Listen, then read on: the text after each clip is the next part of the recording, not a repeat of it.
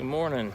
It is bright and sunny and it's a little bit chilly this morning, but today is the crane setting day for our new modular home.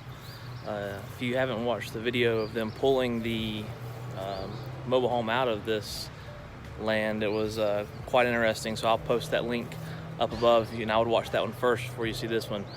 This is going to be a video showing them bringing the pieces of the modular in and crane setting today.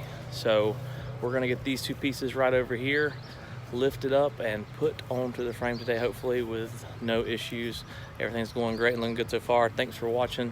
Like and subscribe if you like this video. Something a little bit different than drones and fishing today. I appreciate it. Thanks.